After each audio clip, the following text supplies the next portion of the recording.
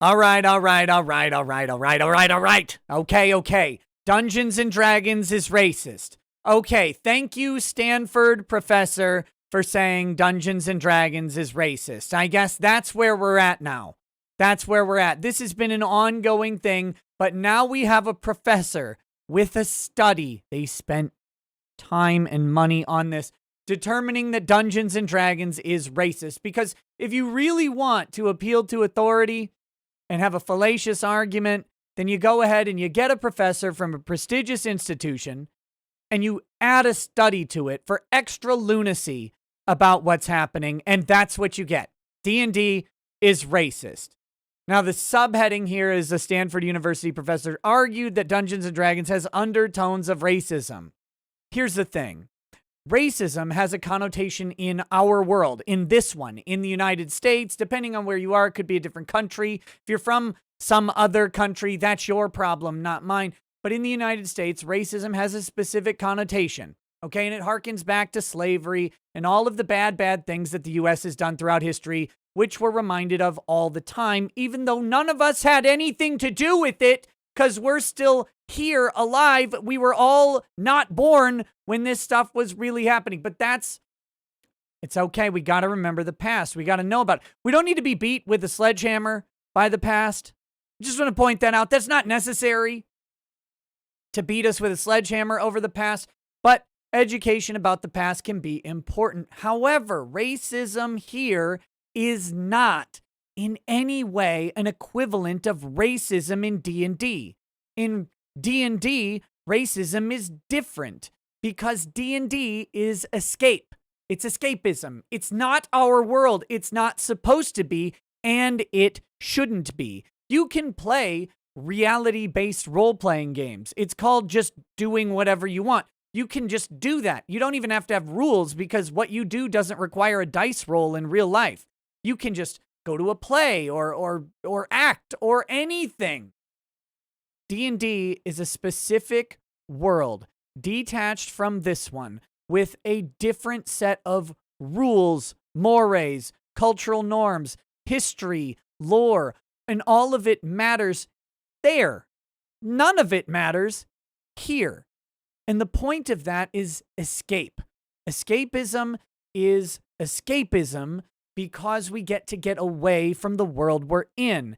And once we do that, once we strip away conventions of this world and our traditional worldviews that we're stuck in and rooted in, once we intentionally step outside of that, you know what happens? Learning and growth. And that is why escape is important. That is why fiction has always been important.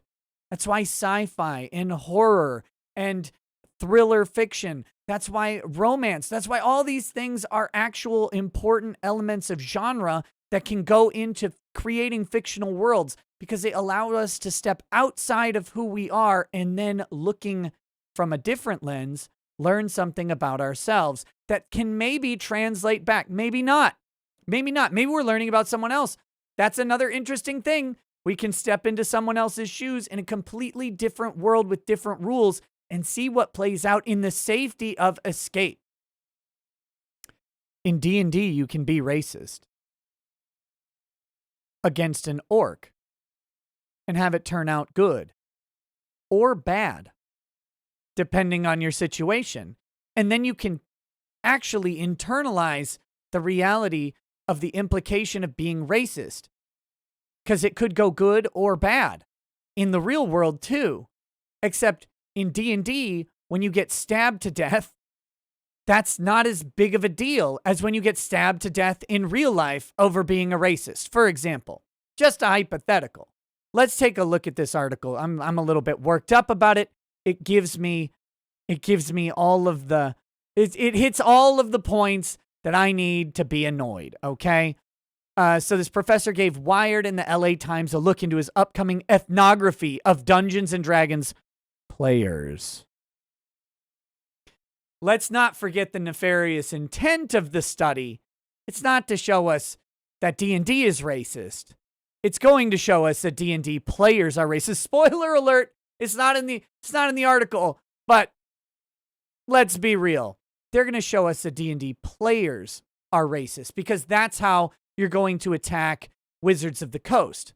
Because Wizards of the Coast has been sucking up to these people for a while now, trying to change the rules of their game, pretending that the Faerun is the same as the Earth, which it obviously isn't, because I can't cast Levitate or throw magical missiles at stuff to get 5 gold pieces to go and buy a potion. That's not reality. I don't know if anybody's aware of this, but you can't just do that. But in the Faerun, you can. You just walk out and find some bandits and murder them. Spoiler alert. Again, if you go outside and you determine some people to be bandits and you just murder them, there are real consequences in the real world of doing that. If they haven't bandited you and you just murderify them, that's a bad thing for you. It's pretty bad for them because they're lying in pools of blood and viscera or whatever, but you're also going to go to prison. You have to be bandited or burgled first before you can murderify someone else.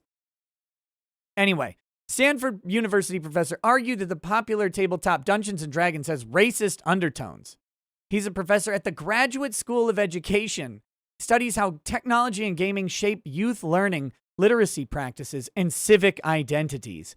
One of his most recent studies, they did a study on this, I can't get over this, explores learning and literacies in tabletop role-playing games like Dungeons & Dragons, and how participatory culture shifts classroom relationships and instruction. He provided Wired with an inside look at his forthcoming study of Dungeons & Dragons fans, explaining that the fantasy board game is racist in nature. According to Wired, Garcia says that players' distrust of player character who was role-playing as a tiefling, a humanoid character that lives in ghettos. Oh, yes, that's how you describe a tiefling. That's how you describe tiefling. It's not, the half-child of a human and like a devil, a literal devil, a demonic entity. It's not that. It's someone who lives in a ghetto. So all Detroit survivors are tieflings, apparently. That's a tiefling. Not the offspring of a human and a devil, but a ghetto-living person. Was inherently prejudiced. Now here's the thing. I don't actually inherently distrust ghetto livers, whatever that is, but I do inherently distrust tieflings because they're half devil and they're chaotic in nature by default. And they're oftentimes out to ruin you. People in ghettos usually aren't. Those are people.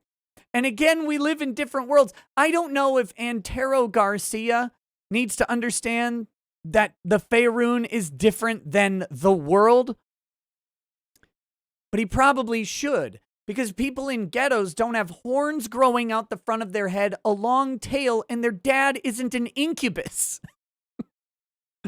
They were all friends, but they knew the expectation was to be suspicious, asserted Garcia. That relationship is racism. No, it isn't. That relationship is caution against pairing up with an actual devil. Garcia also recently explained to the Los Angeles Times that the creators of Dungeons & Dragons have updated the game due to recent developments in race relations. And this is really a shame. Wizards of the Coast should not have done this. They should not have capitulated in any way to these people. Gatekeep your hobbies. Gatekeep your hobbies. Gatekeep your hobbies. This is not Escape. If we make Dungeons & Dragons into an analog of the real world, you lose the ability to learn something. You lose the ability to reflect on what real life is like from outside the conventions of your current life and your lived experience. That lived experience may inform you that people of a particular race are bad because that particular race has been involved in bad things that have happened to you. Now, of course, it wasn't the race. It was the people that were doing it, but they happened to be of a certain race, and that inherently created a distrust inside of you. Now, when you're able to step away from those conventions and explore race in a completely different setting, away from the fact that some real group of people hurt you at some point in time, and you get to go into a fictional place where you have to interact maybe in a story with a particular group that you have a distrust of, and you find out that it turned out to be okay, that the people who may have done something in that world when you get the safety of having a fake interaction, you might learn that you get okay results if you don't lump people into the same sort of organizational structure that exists in the real world. You might get to learn something. But if you make it just a direct analog, you won't. You won't. People will carry their actual prejudices into that analog world. The prejudices that are manifest in D&D are pretend. That's a role play. That's not a real thing. People aren't like, you know what, I really don't like orcs because they're clogging up our city streets, or I don't like drow because they keep coming across the borders of the Underdark without the proper papers. That's not going on. That's not real. They don't like drow because drow are evil and take children and sacrifice them to a spider goddess. That's the problem with drow. And they don't like orcs because orcs just eat everybody. That's why they don't like orcs. It has nothing to do with complex socioeconomic relationships in metropolitan areas in the United States. It has everything to do with a roving band of orcs literally murdering entire villages as they pass through them in the Faerun.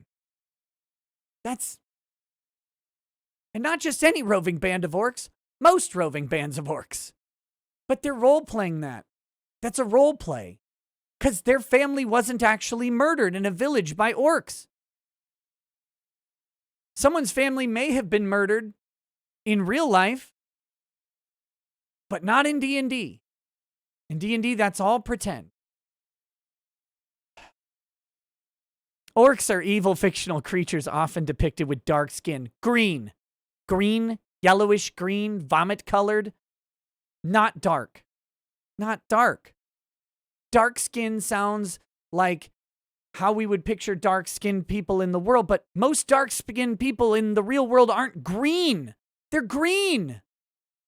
In summer 2020, Campus Reform reported that a university in Vermont created a course that teaches students how to play Dungeons & Dragons. Oh, wouldn't that be good? Wouldn't that be great? Allowing them to earn credits in the process. Let's go learn from a professor in Vermont about how to play D&D. Dear Lord. There is strong evidence of the benefits of having healthy recreation opportunities. It's something that isn't built into our society, says the professor who piloted the course. Making time for hobbies can help reduce stress, improve health, and performance in other areas, such as family, work, and school. So, that's what's going on here. That's what we've got. This guy, this professor at Stanford, has determined that D&D is racist and done a study on D&D players. Let's just take a gander at what he's going to determine from his study about D&D players. I'm willing to bet they're all racist. Because of course they are. Peace.